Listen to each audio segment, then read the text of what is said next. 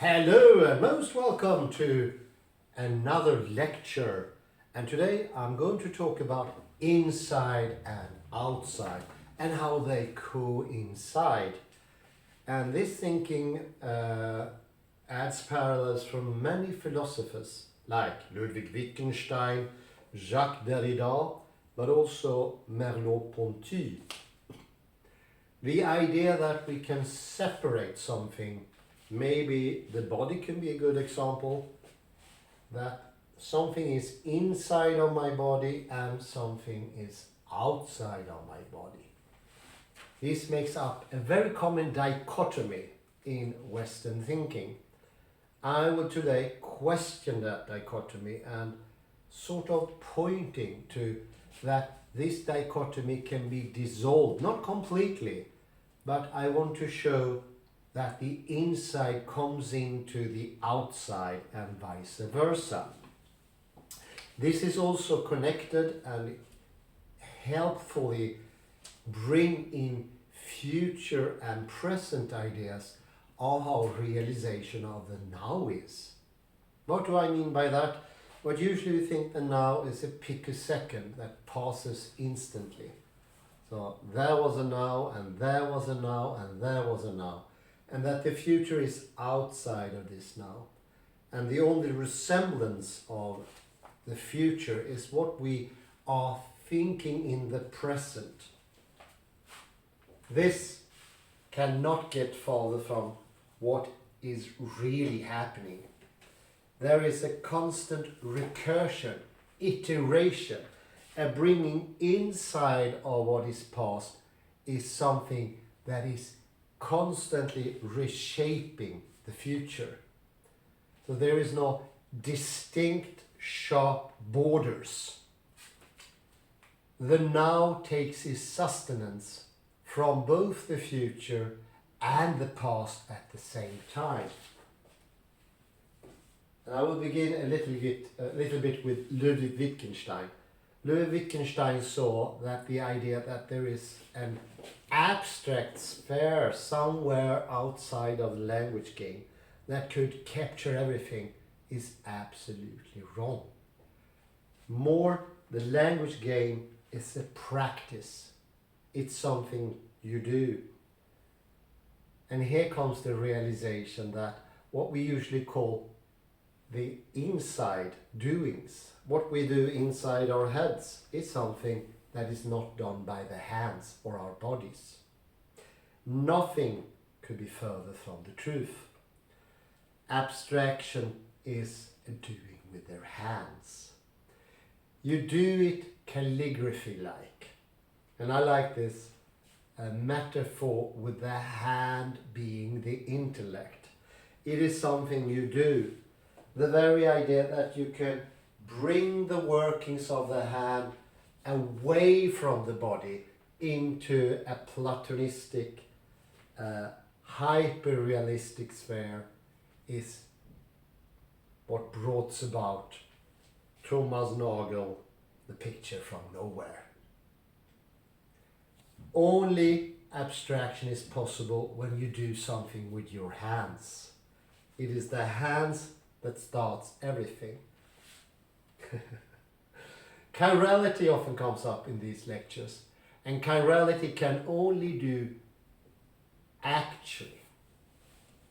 It's the twist. This twist comes about when you do it.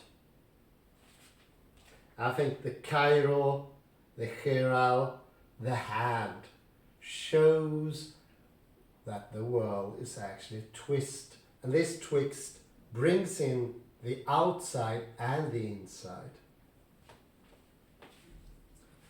A popular device to bring this forward, I will bring it here now, is our beloved Klein bottle. The Klein bottle is a representation of how space works, actually works. And in this you can see that there is no distinct border between inside and outside. Actually, what builds a border, making it possible for there to be any definition or any clear thinking and doing is the very movement of the inside coming into the outside. So to compare and clarify a bit is like the idea that I'm absolutely situated here and I'm absolutely clearly and linearly looking at an object. For instance, a cup. I can use this coffee cup. This is something that betrays reality. Because this cup is as much inside the system as anything. And having the concept of a cup, or any concept, like idealism or understanding apostolic succession, something I think feels extremely abstract. It is not. It is something that is done. You do it by your hand, you touch the other person, you show the other person. That is apostolic succession. And I deliberately here choose something that sounds so abstract it can't get any more abstract. No, it's still done by the hand.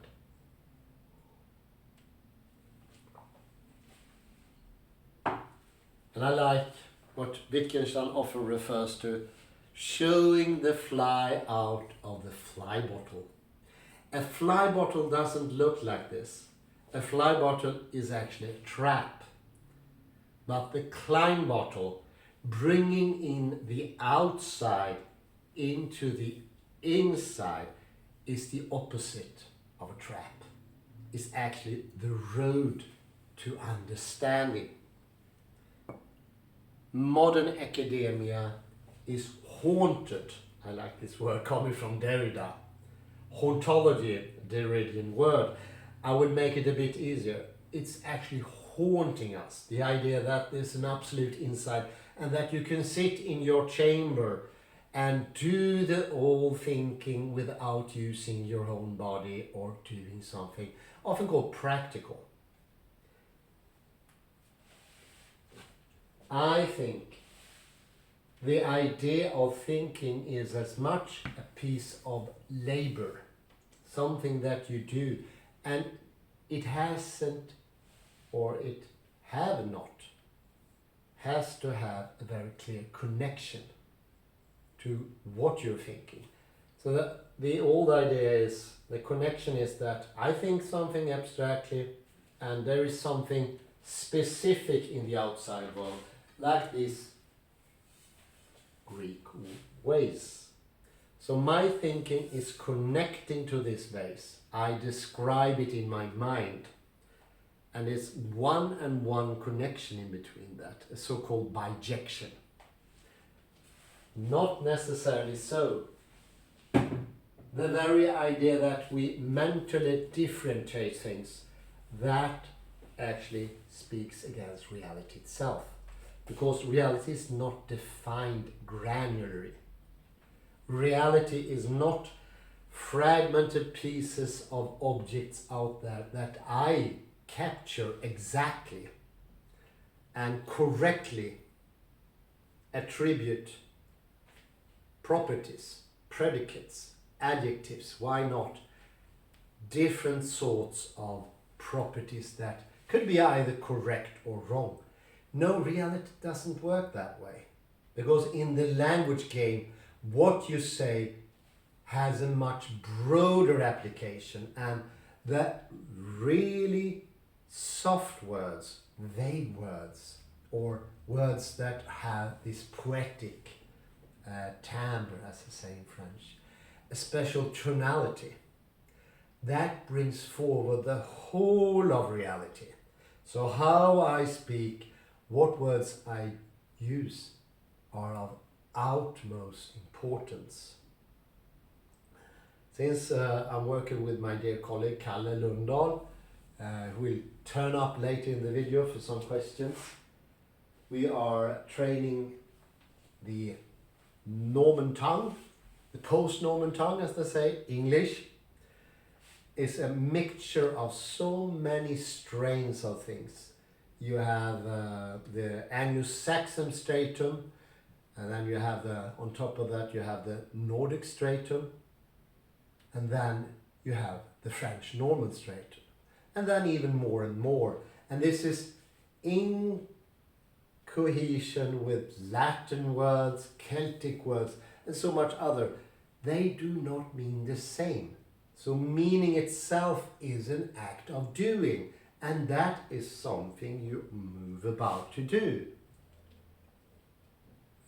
Modern times has actually gone back to that and pointing to that everything that is deeply abstract comes more from the body than things that are less abstract. We know today, neurologically and psychologically, and also from cognitive science, that the possibility of abstraction has become mere repetition. So this is why I love the word iteration instead of intention. That's a way of getting away from repetition. Oddly enough, the word repetition is somewhat similar to iteration, but they have the peculiarities. They're not completely identical. Iteration is doing a word, like news. Every time you do it, you enforce it, because nothing disappears in reality. The past is not gone. So how a word can mean is dependent on how well you iterate it. It could be in a hymn, it could be in liturgy, could also be in a lecture, which I'm doing here now. Deliberately, I'm using words that are not so often used in modern language, but they have been used. It doesn't matter how far in the past you go, they already have their strength. They have their meaning coming from being used many times in a refined way. I wouldn't say my way is a refined way. I don't boast any perfection when it comes to the English language, or thinking or doing. But the thing is, I can lean on these expressions when I talk, when I try to show something, because they have been used extensively in the past. The past and the traces, another Derridian word, are always there, and we can use them. It's like standing on an iceberg. You only see the top, which is the now, so to speak. And especially in this fragmented world, where we chop off most of the iceberg, because we say, oh, we can't see the past, neither can we see the future. So I am here in the now, and I'm just a nanosecond. This is my whole existence. No, again, I disagree to some effect. Not completely, but to some extent I disagree. And the reason is that where would the past go? Because past is leaving traces, iterations everywhere. Nothing can be meant only in the now, nor only in the future, or nor only in the past. Because iterations is the process of redoing things for refinement, betterment. There is some sort of telos located here. And that telos is not something that you can, like if you have a cake now, you cut out the nice parts of the cake. For instance, the rose. I always have a sort of tendency to get the rose first, because it's made of marzipan or chopped up almonds, something like that. It's very tasty. No, you can't take telos out of the rest. Everything is interconnected in a web. And if you start saying, I will separate something from reality, like this one, this nice chandelier, probably has some more specific name in skilled people's voice. but you can't separate and say, this is unnecessary, this is not part of reality. My treatment of this thing has no connection whatsoever to apostolic succession. Now you heard it again. It does. How I move about, and this is something we mentioned many times before, both in this YouTube channels and also in the podcast that we're doing, Kunskap för folket. It's in Swedish, I'm afraid, but just an example. How you do anything, watering a tomato plant, recent example, or pouring a cup of coffee, making your morning toilet, arranging your clothes. Here we have a person constantly popping up, and it's the good old James Clear. Come with a 1% successful theory or ideology. A very smart way of thinking, no matter what you do, it has a connectivity to everything else. And chopping up things is making all very hard to understand and to do, but to do all sorts of stuff is like building your own iceberg. Most of these things you can't see.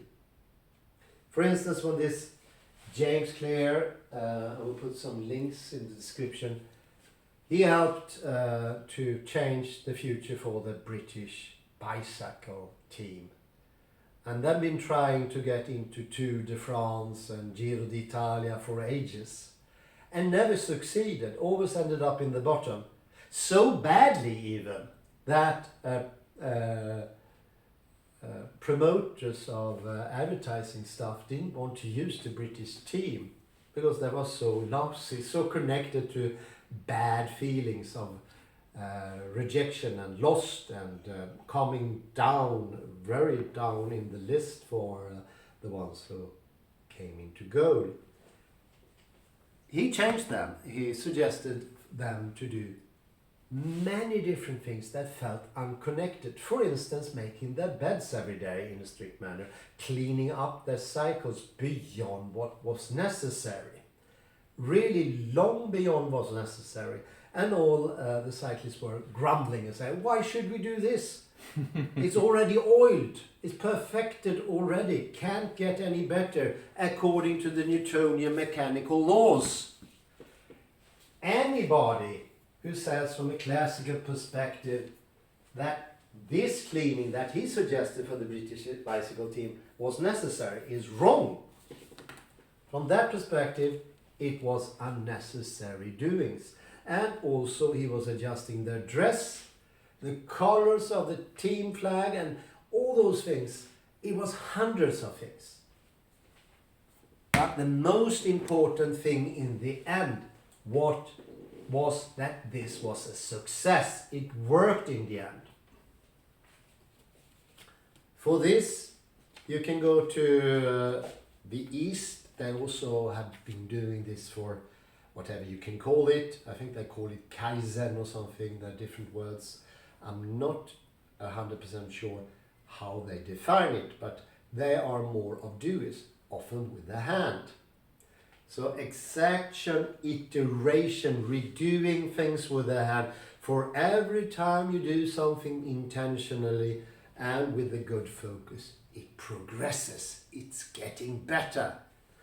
And it's this constant betterment of the hand, the doings of what you are actually making, that in the end also produces particular results, like winning the Giro d'Italia and Tour de France. I think they won it 3 times in the end, or I think it was even more.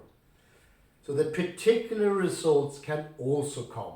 But if you try to cut out the particular results, I want to think this. For instance, Einstein would never succeeded with his theory of relativity if he from the beginning said, I will pinpoint in my mind to do exactly this. Because this actually came from so many different things. Also his personal life was included in that. So from this broader relational thinking also comes specificity. So what we've lost today, to be a little bit critical, and I will now, for the course of the lecture, exaggerate a bit, but we are looking for specificity, and we try to pinpoint that. And in order to achieve that, we cut out things of reality. And thereby we're cutting off the branch we're sitting on. Because you can never, ever cut out something beforehand, because everything is related. The language game, or Carlo-Rovelli quantum relational quantum mechanics, everything is connected. There is no such thing as local reality. Trying to do that will end up that you are hindering yourself. To saying that the look of the cup have nothing to do with the taste of the coffee is wrong. How I perform the drinking of the coffee is important as well, because the inside always go into the outside and the future go into the past and vice versa. This sharp distinction needs to be sort of molded up a bit, eased up, not too tense, because this is an actual physical tension. Bad posture, a new thing, did not exist in the past. Bad posture and the idea of fragmentization goes hand in hand. This is what I think. The idea how I move has only to do with corporal things and do not affect how I think.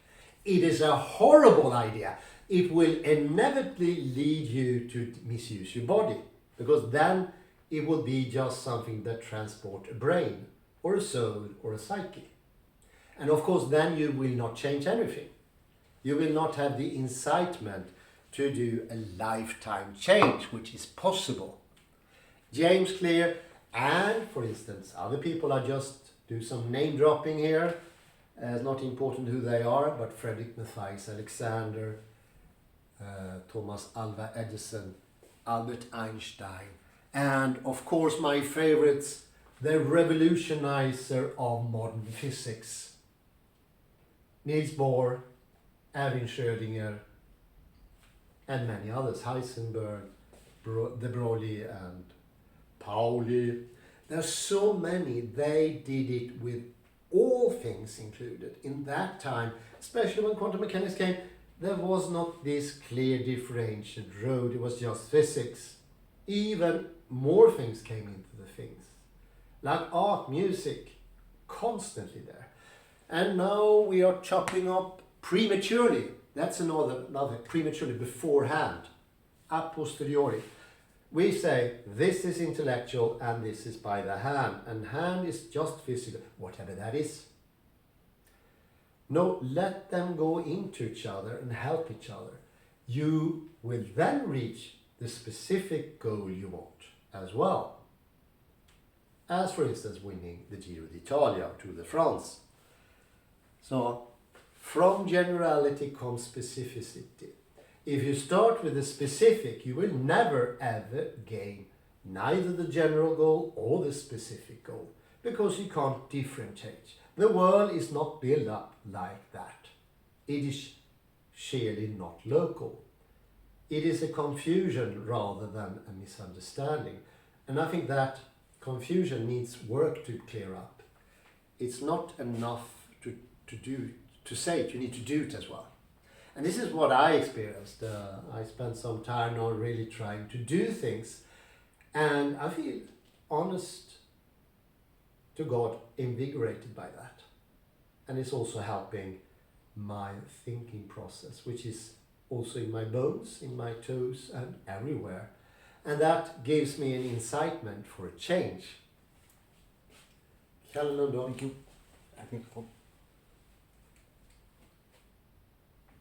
Thank you for a nice. It's actually there. Sorry.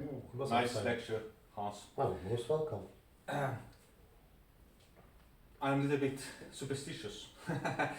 I think that philosophers' names and people's names influence them in one way or another. That was actually the belief in ancient Greece, at least of some thinkers like Plato.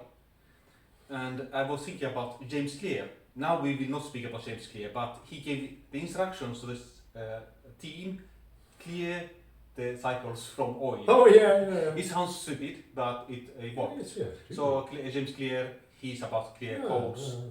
But now I want instead to speak about Thomas Nagel, whom you mentioned in passing. Yeah. So he wrote this book, A View from Nowhere, but I never really understood his point. So is he against this view? So this is the first question. Against A View from Nowhere, and can you explain it a little bit? And then he also wrote something about the bat, not Batman, but that's another book. And then to play with his name. So in Swedish we say Nagel. In English I don't even know what is called. It's Nagel also, perhaps. Nagel. In English I don't even remember what it's called. But perhaps we could play with Nagel, this one in Swedish, is a little bit inside outside, perhaps at the same time. In like the monadic, you remember the thing with Newton, and they will speak about the monadic window. Yeah, little windows for the monads. So can you speak about this a little bit, about Thomas Nagel? Thomas Nagel. Yeah, sure. Be careful with this idea of against. He just tried to explain it, to show how it works. And it's nothing bad with it. But if you think that the view from nowhere is the only way to go about things, then if you, without thinking, acquire a way of thinking that you haven't thought about directly, deep, then you have a problem. And the view from nowhere has become extremely popular these days. And it has its uses, but not that usefully. And you need to know when you are using it. It's a bit like having a kitchen tool. Nagel, I think that is not referring to the nail. I think it's referring to something they use a hammer to hammer down, whatever that's called in English. Nail. There's also nail, yeah. There's also nail. Nail. Yeah. I imagine that. So you nail something down, and the problem starts when you don't know what you are doing. That's where the problem starts. So it's the lack of knowledge, the lack of understanding. What do you really mean? When I put my foot down, maybe I have a discussion with somebody called Anna or Lena, and I put my foot down, and all of a sudden I'm not aware if I'm using the view from nowhere or a specific viewpoint. And specific viewpoints is often the best, not always, but the point from nowhere has become a standard without people even explaining what they are doing. And then the problem starts. So he wants to put a little light on the whole thing, and I think he does a good job. How to be a bat is slightly different. That is more about how we cannot imagine how it is to be a bat. For to be a bat, you need to be a bat. You need to have this sonar thing, so what they have, the bats, and they have little wings and they hang upside down. I get dizzy if I hang upside down, to be honest. I wouldn't like that. But if you really know from what standpoint you are arguing, it's a little bit like if you want to move about in a strange city, you need to know where you start. And if you acquire the view from nowhere, you won't know where you are. Sometimes you can use it, it doesn't matter where you are, but most often, let's say 90% of the cases, it's important to know where you start. I think that is called topos in Greek, the locality. It is. A short one. Okay, it's not okay. So it's only to clear out what is I will give you an example of a view from nowhere. Yeah. Let's say 1 + 1, okay, 2. Okay, so it's we think it's a general truth, but we forget that actually to arrive there once we forget that when I was very small, we have to count using our fingers, for instance.